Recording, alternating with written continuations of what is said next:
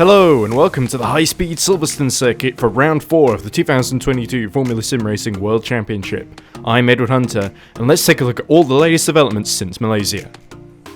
Round 3 of the championship in Matsusaka has been postponed to an as of yet unannounced date following a server issue. Qualifying was held though, with championship leader Colin Spork taking pole position. Netrex driver Jan Vosnica was unable to attend Silverstone on Easter Sunday. Bulgarian Viktor Ivanov stepped up from the Pro Championship to fill the vacant seat. The Finnish Super Venturi team made their debut in the World Championship at Silverstone with Jan Kranqvist and Jukka-Pekka Laulu. Indy 300 winner Liam de Waal will fill Laulu's seat for the remaining races. Finally, TR Motorsports are back, with Luca D'Amelio agreeing to do a one-off race for the Mexican squad. A full lineup is expected to be announced in due course. Colin Spork took pole position for the Unicorns of Love team, but was jumped at the start by fellow front row starter Sander Kallas. There was carnage behind as both Red Bulls made contact, with Janos Braksok, Dennis Jordan and Zolt Zux all spinning out. Kranqvist was spun by Zux into the path of Laulu and Ivanov, who was launched into a barrel roll. It was a baptism of fire for Super Venturi, with both cars having to pit to repair heavy damage. Meanwhile, Spork had stuck with Kallas, and on lap 3 he made a move to get past the Grandavik driver around the outside into Brooklands. This became the inside line for Luffield, and Kallas found himself powerless to hold back the Dutchman. Roivers then had a close call with the back of the Estonian into Kops. Tom Oldenmenger and Adam Rainey had steered clear of the opening lap chaos to climb from the back of the grid, but Rainey fancied another position and went up the inside of the Dutchman into Stowe for 12th.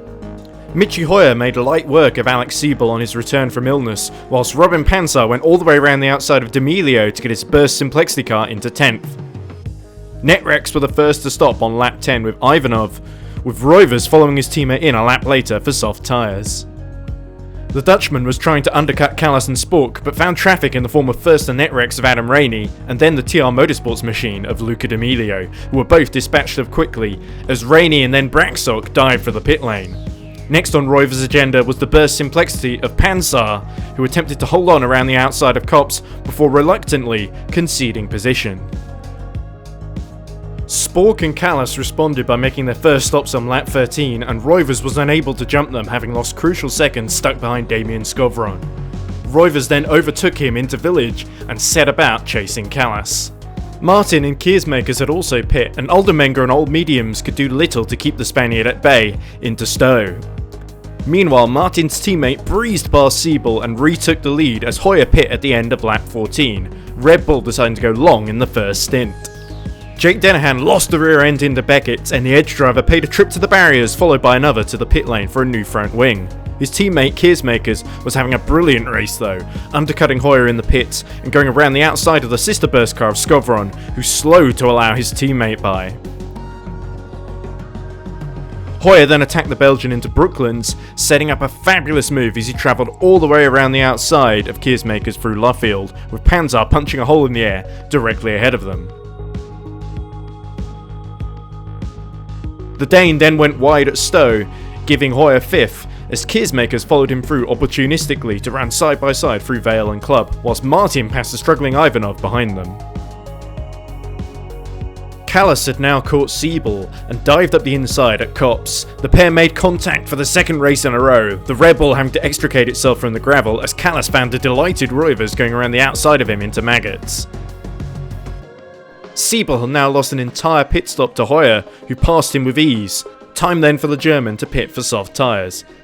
He emerged 10th, just behind the recovering Braksok and Jordan, who were contesting over 8th place.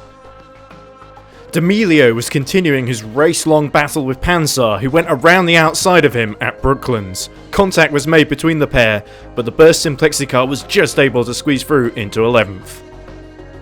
Braksok then used his soft tyres to go around the outside of Jordan at Stowe, and the German immediately gave way to his teammate Siebel so that he could attack the Arnage competition driver.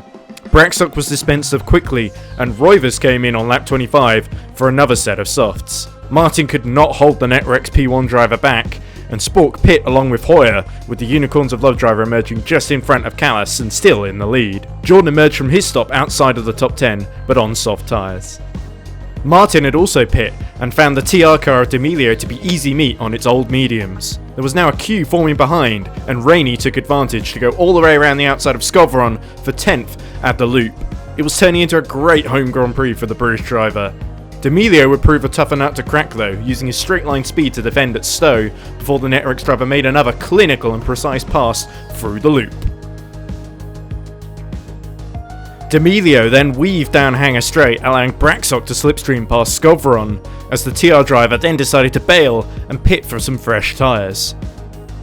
Jordan then easily overtook the Polish burst driver, as Callas did likewise to Jordan's teammate Siebel for 5th.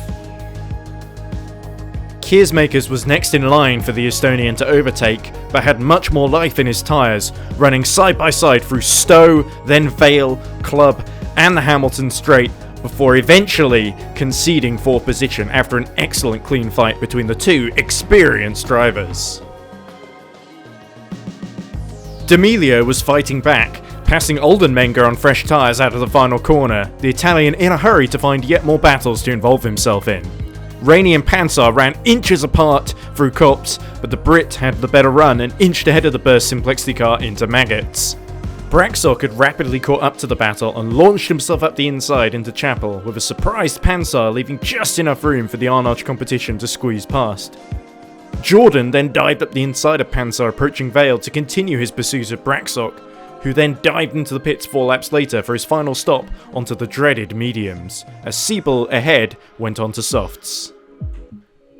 Jordan used DRS to fly past Rainey down Wellington Straight, but would soon have to pit along with the 3 leaders. D'Amelio was then sold a dummy by Braxock, who switched to the inside at Stowe, and then found Jordan slipping up the inside of him into the loop. D'Amelio would now make his final pit stop, but not before being bumped in the back by Rainey through Beckett's, with both cars being very fortunate to continue unscathed. With 11 laps to go, Jordan finally overcame Braxock into Brooklands to get into 8th place as Callas made his final stop, dropping him back to 4th. D'Amelio was on a charge, going up the inside of Skovron, who tried in vain to hold on around the outside into Stowe. But just a lap and a half from the finish, there was absolute heartbreak for Martin, as his Unicorns of Love machine snapped into the wall whilst challenging Siebel for 6th. Racing through the pain of a knee injury, Martin opened the DRS just a fraction too early exiting Chapel, and saw his chances of a top 7 finish crunch into the wall.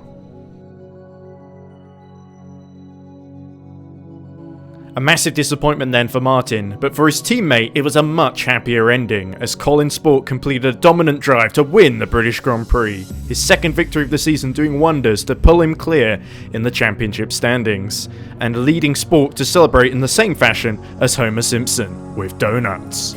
Roivers took his first World Championship podium, holding off Michi Hoyer, who showed that he was back on form by securing his first podium finish of the season. Callas and Keersmakers were 4th and 5th after excellent races. Siebel and Jordan disappointed down in 6th and 7th ahead of Braxock. Rainey had a brilliant drive to take his first top 10 ever in the World Championship, with Luca Di Milo just taking 10th on the final lap from Robin Pansar. Then it was Skovron, Leonov, the luckless Martin, Oldenmenger, Jukka-Pekka Laulu, Granqvist, Pignataro, Denahan, with Ivanov and Zux failing to finish.